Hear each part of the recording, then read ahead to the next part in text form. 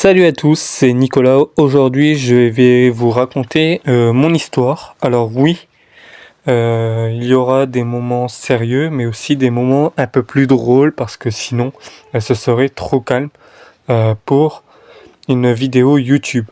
Alors installez-vous bien, c'est parti.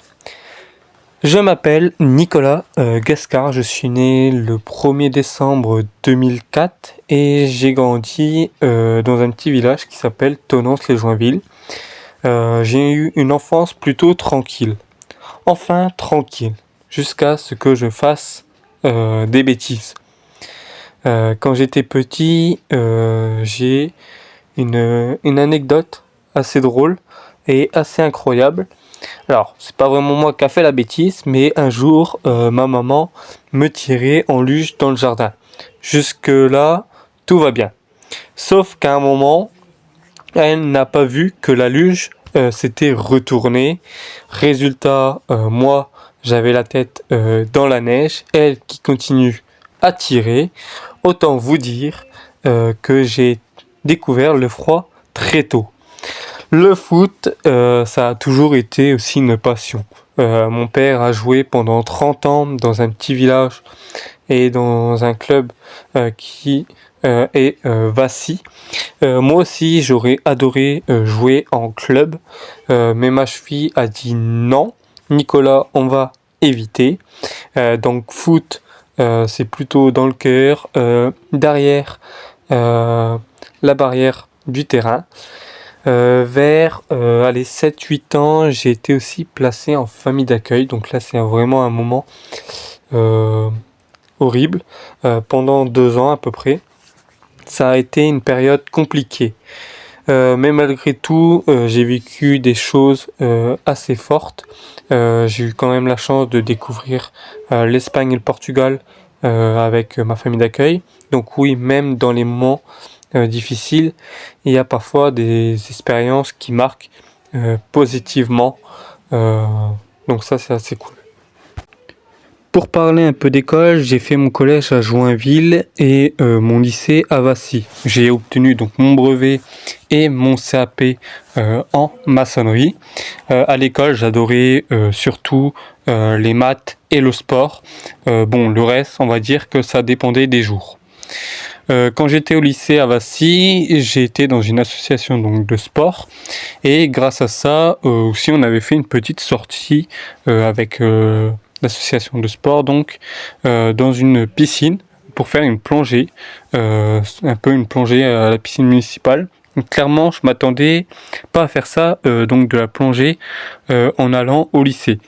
Mais c'était quand même une expérience incroyable. Moi qui ne sais pas nager, donc j'étais un peu paniqué, mais ça allait. Depuis plusieurs années aussi, je suis créateur de contenu donc sur YouTube. J'avais 3 chaînes, celle-ci NicoG52, ma chaîne secondaire NicoG52 Off et Footeux52. Et là, j'ai compris un truc en fin 2025, c'est que 3 chaînes tout seul, c'est beaucoup trop de travail. Les vues sur mes autres chaînes, chaîne secondaire et chaîne foot, elle n'était pas beaucoup au rendez-vous, donc j'ai pris une décision importante, c'est de tout vous regrouper sur une seule chaîne. Celle-ci, NicoG52, maintenant tout est au même endroit, donc il y aura des reportages, du sport, du foot, des projets personnels, une seule chaîne, plus claire donc et pour vous, et beaucoup plus simple pour moi. Et là, on arrive aussi à un truc complètement fou, que je dois vous parler dans cette vidéo, c'est qu'en septembre 2025, je me suis mis à courir, donc à la course à pied pour la première fois de ma vie. Et au lieu de commencer donc tranquillement, je vais courir 5, faire un semi-marathon, non.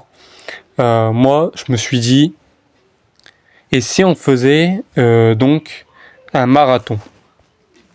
Donc objectif, marathon du lac du Der en juin 2026. Ça, j'en avais parlé sur ma chaîne secondaire et j'avais envie de vous la remettre donc sur cette chaîne.